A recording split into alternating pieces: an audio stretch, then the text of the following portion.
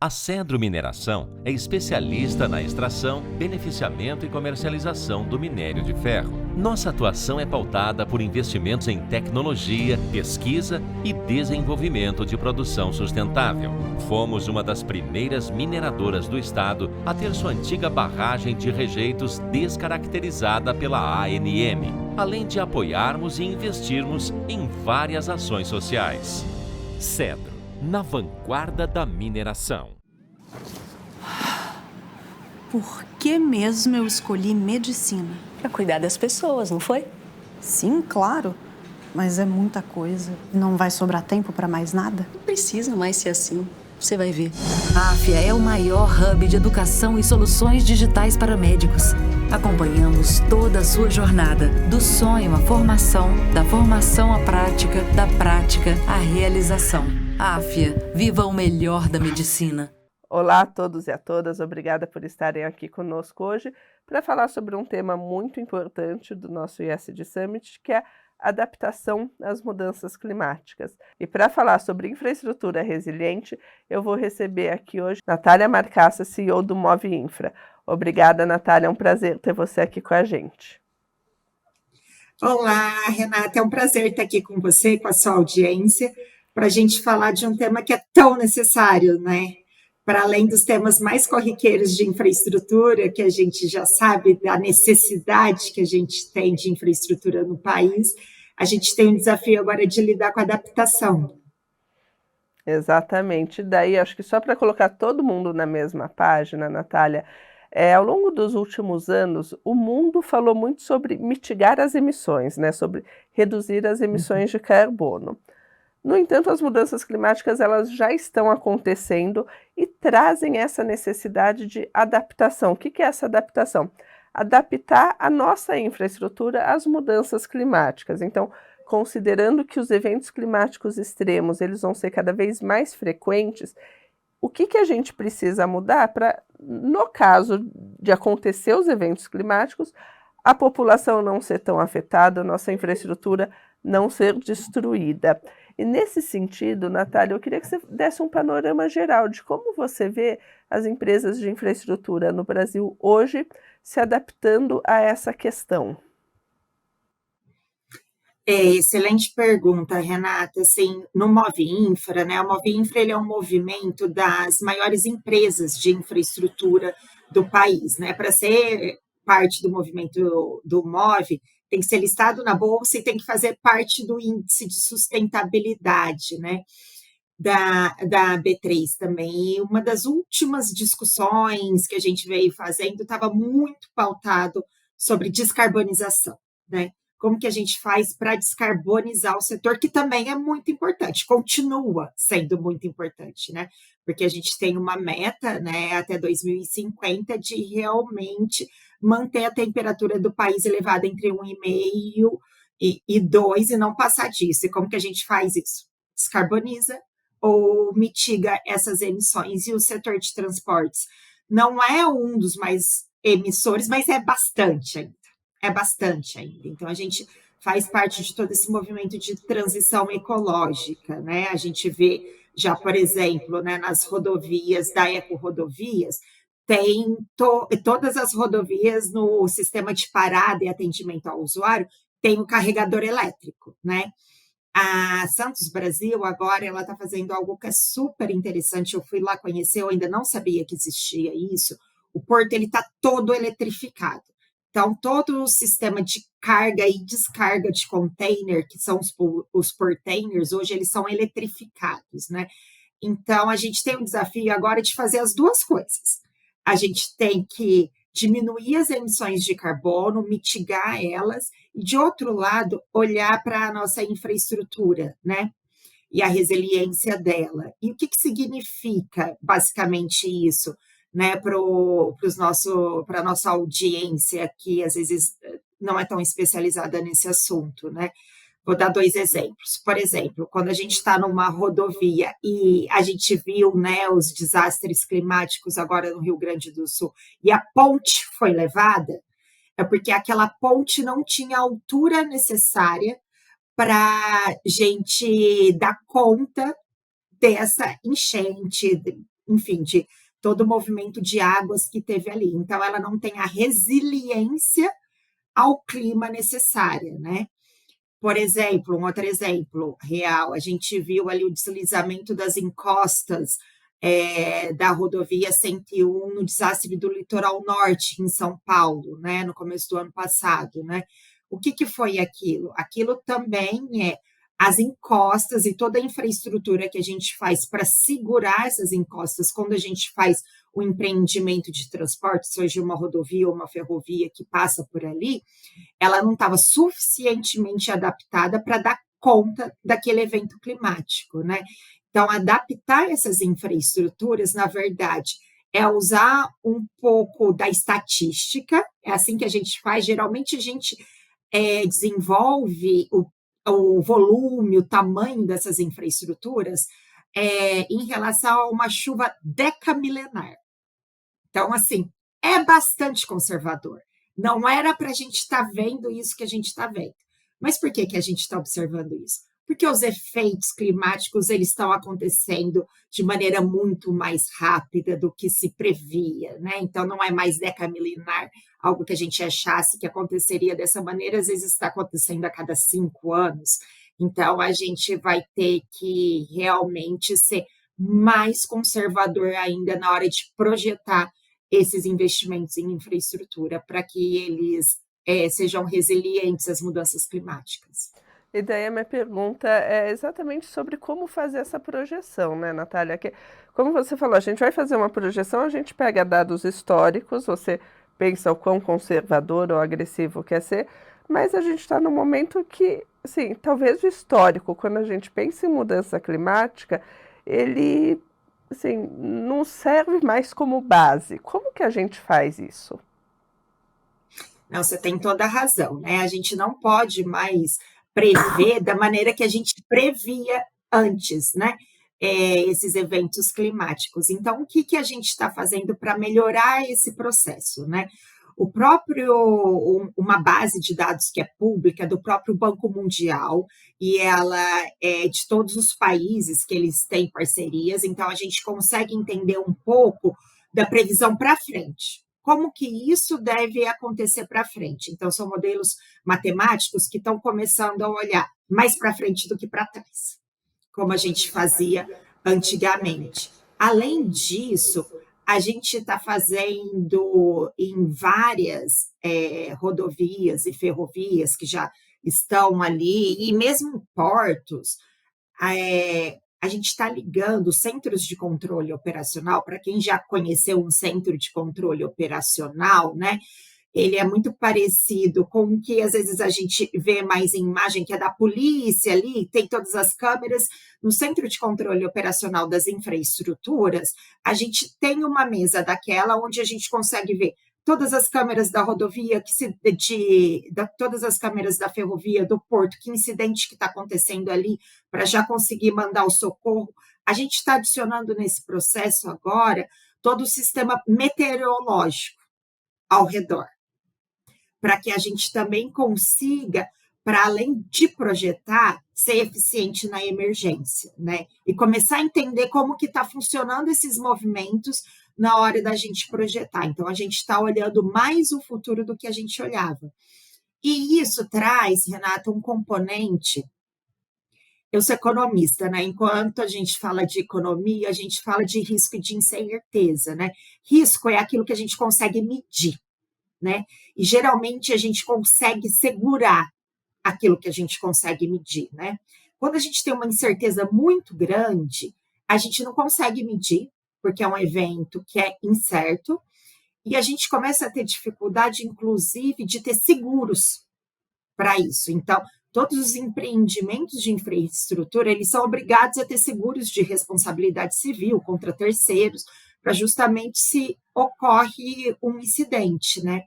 E agora a gente começa a ver dificuldade, inclusive, no mercado segurador, sobre essa pauta, que provavelmente vai gerar modelos diferentes do que a gente tem hoje, que é um seguro específico para aquele empreendimento.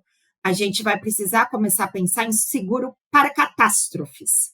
E aí envolve tanto aquele empreendimento, quanto ao redor daquele empreendimento, aqueles municípios, porque aqui no Brasil a gente é mais afetado por chuvas, né? A gente não tem furacão, a gente não tem terremoto. Bem, furacão a gente não sabe se a gente vai ter, mas pelo menos terremoto, enquanto as placas tectônicas estiverem no lugar, a gente não tem.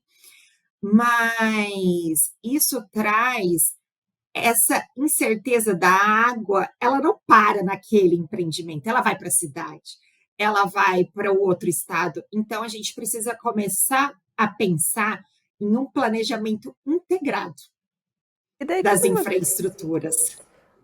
ótimo ponto. E daí, quando você fala no planejamento integrado, porque no Move Infra a gente está falando de várias empresas privadas juntas, né?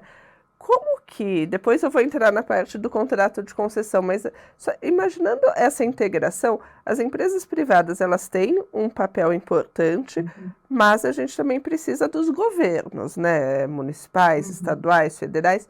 Como que você vê as conversas com os governos avançando? Como que os governos também estão enxergando essa questão de adaptação? Renata, por a gente ser uma associação que é multissetorial, então a gente tem rodovia, porto, ferrovia, aeroporto, hidrovias, a gente consegue fazer um entendimento dessas infraestruturas e começar a pensar um pouco mais em multimodalidade e como que a mudança de clima vai afetar um determinado modo de transporte, mas como que a gente consegue migrar para outro, até para ter soluções logísticas quando a gente tiver um incidente.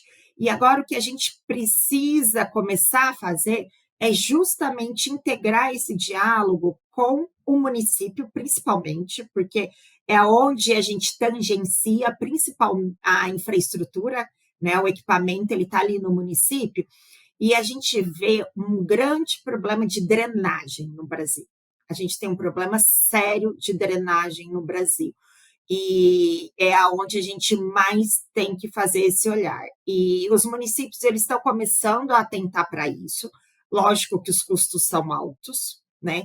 Quando a gente fala de resiliência de uma infraestrutura já implantada, é muito pior do que quando você implanta uma infraestrutura desde o começo resiliente. E a gente vê agora o movimento do Ministério de Meio Ambiente em fazer as consultas públicas aos planos de transição ecológica, olhando para todos os setores.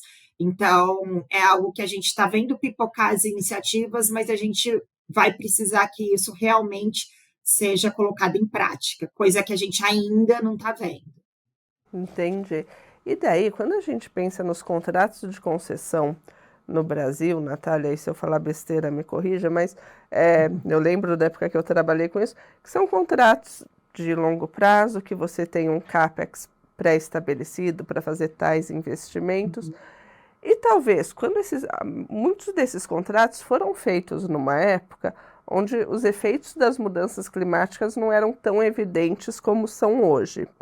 E como que fica a questão? Porque em muitos casos não faz sentido, acho que nem dá para, pensando no impacto, esperar acabar o contrato de concessão para daí discutir um investimento em adaptação. E você acabou de falar que é complicado, é mais difícil e mais caro adaptar um ativo já existente.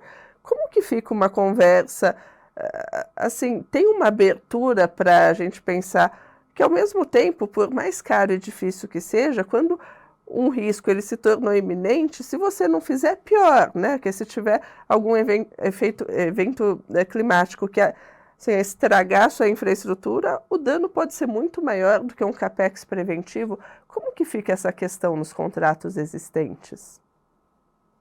É algo super importante essa questão, Renata, porque realmente as mudanças climáticas elas aconteceram mais cedo do que a gente imaginava, né? Acho que todos nós estávamos mais otimistas em relação a isso e a gente está vendo uma recorrência muito maior do que a gente imaginava. Então, a gente vai precisar adaptar essas infraestruturas. A gente só vai precisar entender como que a gente vai dividir essa conta. porque adaptar é necessário. Então, assim, eu falo pelas empresas do Movinfra, todas estão fazendo plano de adaptação das suas infraestruturas, com base nos riscos e nas incertezas que elas estão mensurando. Então, elas já estão organizando qual que é o plano de adaptação da infraestrutura que elas têm, qual é a necessidade. Passo seguinte é começar a discutir, né, quem paga essa conta e como que a gente divide essa conta, né? Porque o serviço de infraestrutura concedido, ele é remunerado pelo usuário da infraestrutura, né? Na maior parte dos contratos, eles são contratos de concessão pura, em que não tem contraprestação do governo, e quem banca ele é o usuário através de tarifas, tá? E também tem uma dificuldade do próprio usuário absorver esses custos via tarifa, porque justamente são custos elevados quando a gente fala em adaptação de uma grande quantidade de empreendimentos de infraestrutura. Então, eu vejo uma abertura do governo para começar, dos governos, para começar a entender isso. Vejo algumas iniciativas já, como o próprio Fundo Clima, que está sendo gerido agora pelo BNDES, que tem 10 bilhões de reais e ele empresta a uma taxa menor de juros, né, em relação ao financiamento padrão, que é o FINEM. Tem também um outro programa, que é o EcoInvest, que está sendo um programa lançado pelo Ministério da Fazenda, com títulos públicos que são também mais baratos para os bancos privados poderem emprestar numa taxa mais barata e poder ajudar na questão da transição ecológica, de diminuição das emissões e adaptação da infraestrutura, mas ainda é muito pouco frente à necessidade. Se a gente somar os dois principais programas hoje, que é o EcoInvest e o Fundo Clima, eles são 20 bilhões de reais ao ano. Se a gente olhar por outro lado, os dados que o próprio MMA tem de necessidade da adaptação da infraestrutura são 150 bi ao ano.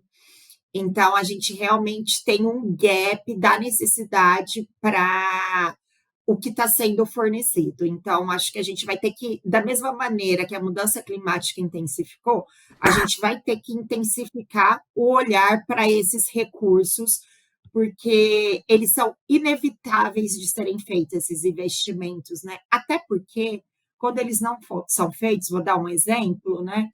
Agora, no desastre do Rio Grande do Sul, a gente teve 2 rodovias praticamente levadas inteiras. Então, elas vão ter que ser reconstruídas. E elas vão ser reconstruídas já com um olhar da infraestrutura resiliente, né?